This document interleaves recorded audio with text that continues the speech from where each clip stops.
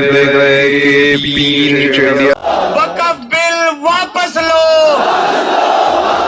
और सरकार को एक मैसेज देंगे, मुसलमान की लड़ाई हमारी लड़ाई है और हमारी लड़ाई आपकी लड़ाई है। तुमने दलितों की जमीनें ली, हम चुप रहे, लेकिन हम चुप नहीं रहे, फिर भी दबी जबान में अपनी आवाज उठाते रहे। इस लड़ाई को केवल दिल्ली तक सीमित नहीं करना है, पूरे हिंदुस्तान के एक एक सूबे में लेके जाना है और यकीनी बनाना है कि ये जो धक्का है हम बर्दाश्त नहीं करेंगे। जैसे किसान भाइयों ने 1 साल तक बॉर्डर पर लड़ाई लड़कर सरकार के घुटने लगा दिए थे, सरकार मान गई कि हमको बिल वापस लेना पड़ेगा। तो अगर वक्फ बोर्ड की जमीनों को बचाना है तो आप भी इस लंबी लड़ाई के लिए तैयार रहें और हम आपका पूरा साथ देंगे। और उसके लिए अगर हमें जंतर मंतर पर भी 1 साल बैठना क्यों ना पड़ जाए, हम आपका पूरा साथ देंगे। और यदि हमें यह ऐसा लगे कि हमको यूपी और दिल्ली का बॉर्डर सील करना है तो हम उसके लिए भी तैयार रहेंगे।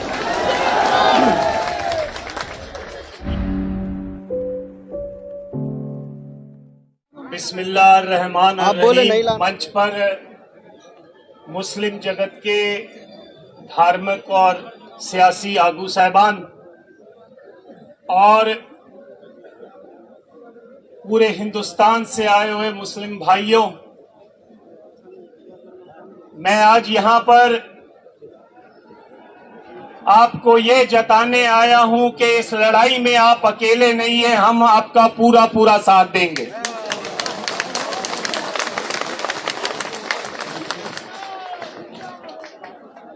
हिंदुस्तान की सरकार कोई भी हो, उसकी हमेशा ये कोशिश रही है कि मुसलमानों को, सिखों को, ईसाइयों को, सबको अकलियतों के रूप में वो इकट्ठा कर अलग अलग करके तो अपनी लड़ाई जो लड़े। आज आपकी ताकत को देखते हुए एक और बड़े मुहाज की आज आप नींव रख रहे हैं कि हम अकलियत नहीं है, हम मेजॉरिटी है। और ये तब मुमकिन हो सकता है जब हमारी लड़ाई आपकी हो और आपकी लड़ाई हमारी हो। ये तब हो सकता है जब वक्फ बोर्ड की जमीनें अगर बिहार में उठाई जाती हैं या कोई धक्का किया जाता है या यूपी में किया जाता है तो पंजाब में से मुसलमान और सिख भाई वहां जाकर लड़ाई लड़े और अपनी जो है उनको बताएं कि ये हम बर्दाश्त नहीं करेंगे। और मैं आपको ये बताना चाहता हूं, ये फितरत में है।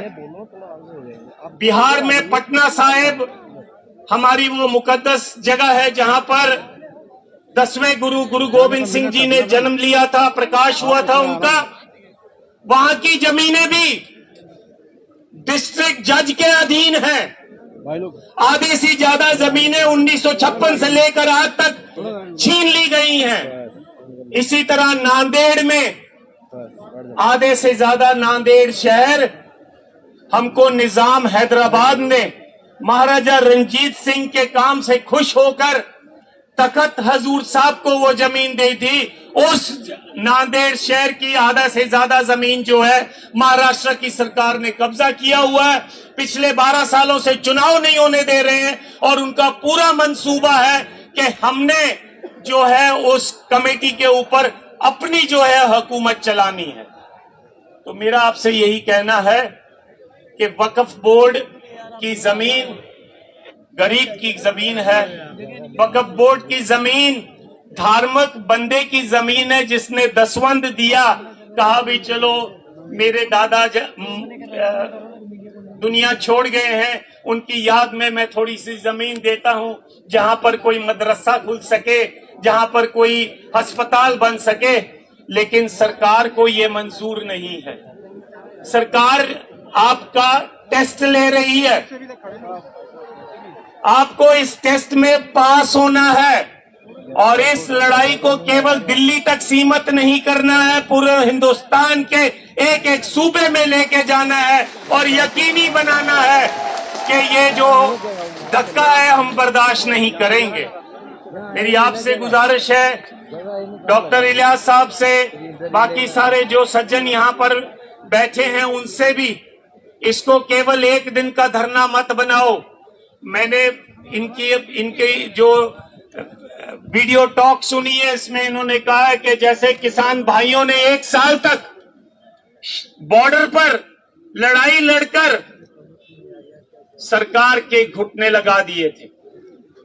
सरकार मान गई कि हमको बिल वापस लेना पड़ेगा। तो अगर वक्फ बोर्ड की जमीनों को बचाना है तो आप भी इस लंबी लड़ाई के लिए तैयार रहें और हम आपका पूरा साथ देंगे। और उसके लिए अगर हमें जंतर मंतर पर भी 1 साल बैठना क्यों ना पड़ जाए, हम आपका पूरा साथ देंगे। और यदि हमें यह ऐसा लगे कि हमको यूपी और दिल्ली का बॉर्डर सील करना है तो हम उसके लिए भी तैयार रहेंगे। ये रीजनल लड़ाई नहीं है, ये धार्मिक लड़ाई है।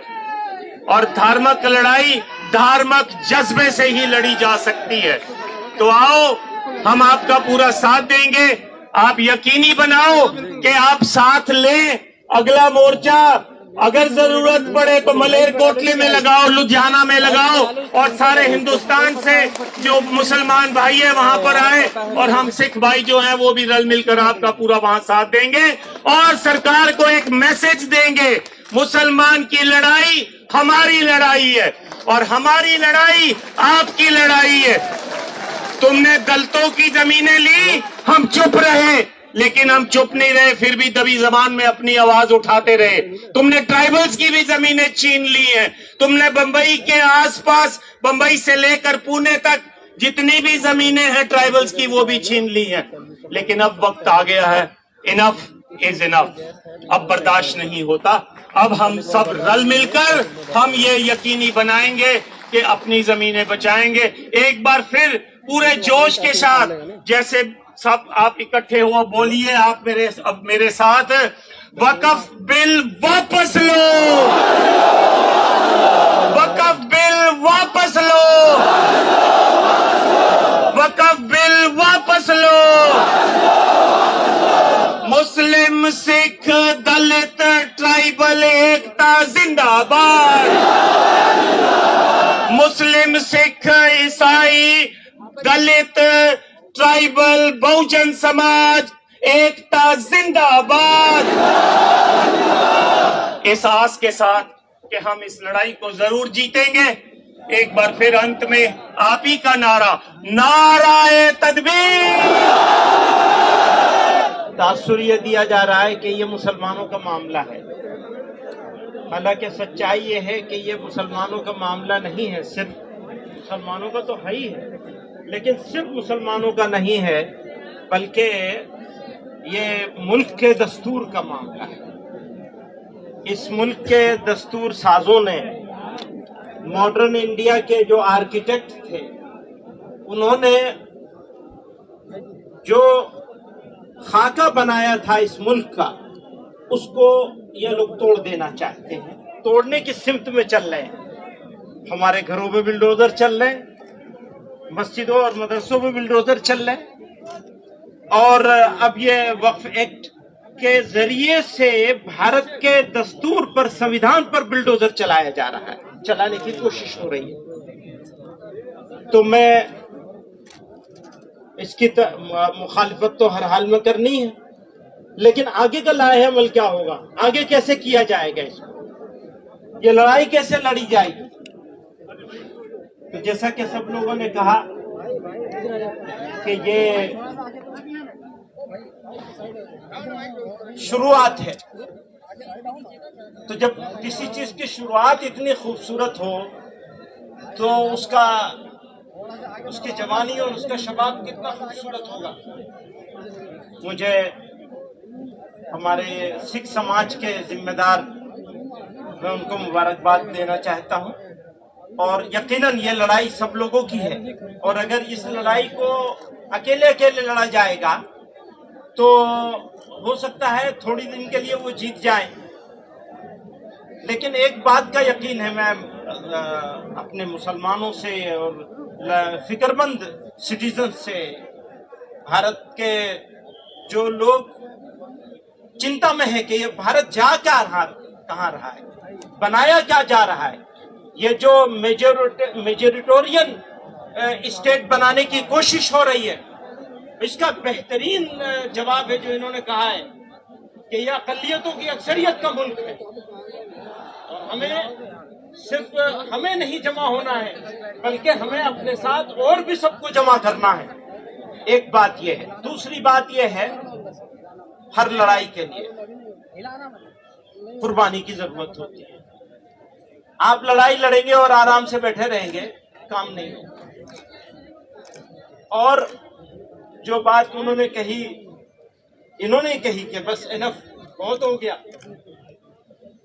तो कुर्बानी देने के लिए हमें तैयार होना चाहिए। मैं मेहमानों का वक्त नहीं लूंगा, मैं तो अंदर का आदमी हूं, मेहमान नहीं हूं। बहुत सारे मेहमान यहाँ मौजूद हैं, तो मैं एक शेर पे अपनी बात खत्म करना चाहता हूँ। ये आगे का अज़्म है हमारा। थोड़ी तकलीफे रसन, कली माजिद मरहूम ने कहा था, थोड़ी तकलीफे रसन फिर थोड़ी सी तकलीफेदार। रसन कहते हैं जेल को। तो अब सिर्फ सड़क से काम नहीं चलेगा, थोड़ी तकलीफे रसन फिर थोड़ी सी तकलीफेदार, उसके बाद है दोस्तों आराम ही आराम है।